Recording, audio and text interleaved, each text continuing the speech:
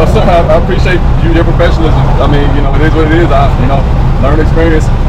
I'll definitely learn from this. That's what it's all about, you know. Thank you for your service, Mr. Williams. Hey, it was an honor. Wrong branch, but I ain't gonna ride you. Which branch were you in? Navy. Okay. All right. Be safe out here. Yes, sir. You have a wonderful day. All right. What's up, everybody? Welcome back to another episode of Smooth Operator Trucking. Today I'm going to be telling you guys about how I got fired from Landstar. This is not clickbait. I actually got fired from Landstar. So keep watching the video to the end. And I'll tell you how I got fired from Landstar, why I got fired from Landstar, and what you can do to prevent yourself from getting fired from Landstar. And tell you guys what I've been up to since my last video.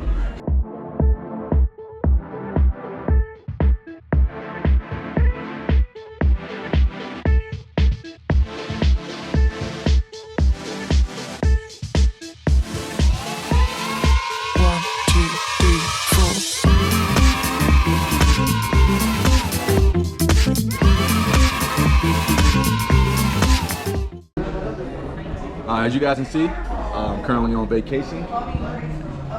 Doing a 7-day cruise out of Port Canaveral. First stop is Nassau, Bahamas. That's where we are right now. And it's been pretty fun so far. Last couple of months have been pretty rough. I think the last couple of months I've only worked maybe 10 days. Had a lot of truck issues, but that's another video for another time. Today we're going to be talking about how and why I got fired from Landstar. Alright, so let's get started. Man, I started with Landstar first week of July, and so August 1st I was traveling through Georgia, the Chatham County or Savannah, Georgia area, and they just happened to be doing a sting, like a safety blitz. And I mean, they had trucks pulled over left and right. It was crazy. I didn't think anything of it. I'm like, okay, they're probably getting people for, speeding or whatever. I'm not doing anything wrong. Hey, I'm good to go.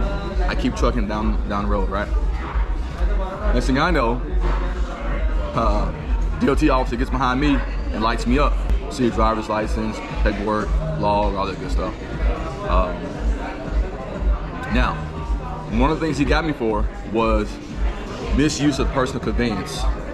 All right, or falsifying log, or whatever, however they actually word it. All right, so this is what happened, right? I was delivering a load to Chicago area. That's where I'm originally from, and I went to go see my sister who lives right outside Chicago. I dropped my trailer off at a truck stop probably about 15 minutes away, and I personal conveyance to her house. The next day, when I left, I forgot to put it on personal conveyance, or didn't really think it mattered. I was still kind of new to it, whatever, and I just drove straight back to the truck stop, picked up the trailer, and left.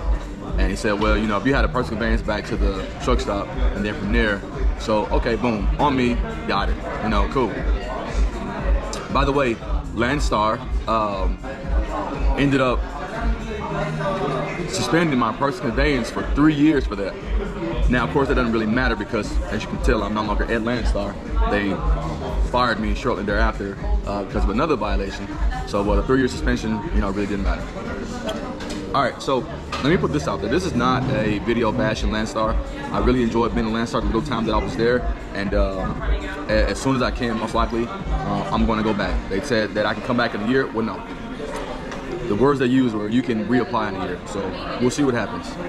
So another thing that the DOT officer got me for was, I guess, not doing a proper PMCS. And what he said was, and some of my pre-trips were only showing 10 minutes. He was saying that I need to show at least 15 minutes, okay? All right, so he wrote me up for that. Now, the thing that got me fired from Landstar, all right, was when he opened the door, he said that they got me with my phone in my hand. All right, now, I don't have my phone in my hand when I'm driving down the road, especially in a truck. I wish I was in my truck right now, I can show you, but where I have my phone mounted at, if I'm doing anything on it, it's kind of has a low profile. I could see how it could look like I was doing something on my phone, and I might have been, I don't know, checking the map or something like that, but I didn't actually have my phone in my hand. But when we opened the door, he said, hey, caught you with your phone in your hand. If this is your first time, I'm just going to give you a warning, and blah, blah, blah. And I'm thinking to myself, okay, I'm not going to sit here and argue with this DOT officer if he's just going to give me a warning, okay? So of course, he writes me up for the other violations and just gives me a warning for the phone thing, all right? Now check this out. this is how they were doing it that day. I guess that's what they were looking for. They were looking for people on their phones, and they had DOT officers and state troopers on top of the overpass. Now, I don't know if they had binoculars or they were just looking down the vehicle, but as you were passing by, then I guess they were looking at the vehicle to see if you were on your phone. And so they were pulling people over, left and right. And I mean, it had a lot of people though, mostly trucks, but some cars also. All right, cool. So. He opens the door, he goes, hey, got you with your phone in your hand. If this is your first time, I'm just gonna give you a warning, blah, blah, blah, blah. Cool. So, gets all my paperwork, comes back, explains to me what the violations are. And so, I'm reading down the line or whatever. And as I'm looking, I realized that he actually, it was not just a verbal warning, it was a written warning. So he actually, wrote the warning down for the phone violation onto the paperwork. And when I saw that, I was thinking like, oh my gosh, man. And so, one thing about getting a roadside inspection, a warning is actually worse than actually getting a violation because you cannot contest the warning, all right? And so, I mean, yeah. So anyways, he gives me my paperwork, I continue down the road. As soon as I get to, stop somewhere safely, I go ahead and email compliance and safety or whatever at Landstar and send them all the stuff, right? All right, so I don't hear anything from him for like 3 weeks, and I'm getting nervous. And I'm like, my gosh, like, what's going on here? I haven't heard anything from anybody. Like, am I good? Am I not good? I ended up talking to my BCO advisor, and I kind of asked her about it. She really couldn't tell me one way or the other. And even if she did know, I don't think she would have told me. I just don't think that's the way that they operate. All right, so I emailed Landstar, don't hear anything back from him for a long time, so I'm kind of freaking out, whatever. So finally, he just got fired because he wasn't following the rules. Anyways, so finally, someone from the logging department, calls me and it's like, hey, what's going on with this personal conveyance thing? And I explained to her, she's like, all right, cool. So we're going to suspend your personal conveyance for 3 years. I'm like, ooh, that's kind of deep, but all right, I can work with that. That's better than getting fired. But then I'm like, so is that like, she's like, well, I don't know because you have to actually talk to the other departments. And I'm thinking like, what the heck? So, so finally, I don't know, a few days later, I get a call from, I guess, safety and compliance or whatever. And they're like, well, you never emailed us or whatever. Like, no, I emailed you guys. And then she goes, well, we put off the portal. I don't know. One thing I learned about being a Landstar, when I was a Landstar, is like, when something happens, they have so many emails, they have so many different log departments, so many different departments, and they really don't talk to each other. So you almost have to individually, and I recommend if anything happens, you have a roadside inspection, whether it's pass or fail, whatever, take every email that you have and just email everybody, and CC everybody, so that way you don't have to worry about it. Because I ended up like emailing like 4 or 5 different departments during that time stretch. All right, so talk to her. She's like, all right, we'll give you a decision later on this week. Blah blah blah. Let me talk to the higher ups. That's what she said. All right. So I was on a load coming from Texas going down to Central Florida. And I was passing through Crestview, Florida, which is my home address. And I was like, well, let me stop through there, grab some clothes, take a shower, blah, blah, blah, blah. I was there not even an hour. I get a phone call from Landstar. Mind you, I was taking a nap, so I wake up, I get a phone call from Landstar, and they're like, hey, we're gonna be letting you go. No, they're like, hey, are you at home? I was like, yeah, I'm at home. And they're like, yeah, go ahead and drop that trailer. We're gonna be terminating your lease with us. Man, I wanted to cry. If you guys know anything about me, been following my channel, you know that my whole business plan, my business model has been based on being at Landstar and building a fleet at Landstar. So I was devastated, and I mean, this is really like a month into my official like owner operator career. That's the last thing I need. Now, granted, I don't have truck payments, but still, you know what I'm saying? And so they called me back and they're like, yeah, go ahead, drop that trailer. So I dropped the trailer, and they called trailer utilization, let them know everything, whatever. And I guess they didn't realize the trailer was loaded. And I'm telling them, hey, the trailer's loaded. And they're like, oh, that's weird. I'm like, oh, that's weird. We didn't realize the trailer was loaded.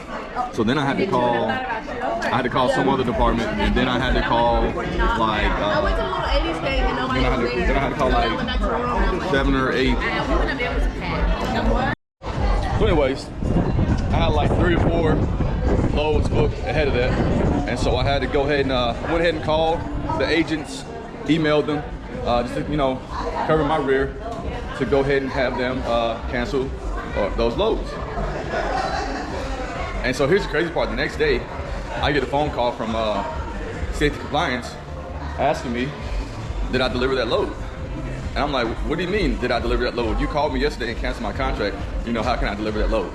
And then she's like, well, oh, you never told me you were loaded. And I was like, you never asked me. You know, I didn't know that. You just said drop that trailer. And so when I called trailer utilization and everything like that, you know, I explained to them that the trailer was loaded. I assumed that, I mean, hey, you can figure out that I'm at home, that you knew that I was loaded and you just didn't care. You wanted me to go ahead and drop that trailer.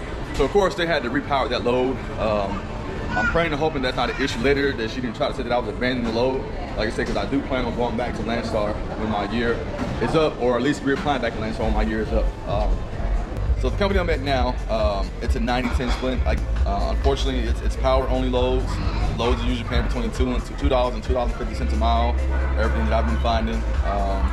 So yeah, 90% sounds pretty good, but you know, Landstar 65% with direct freight and contracted freight, you know, and all the discounts that you have at Landstar, you're gonna come out on top better with that 65%.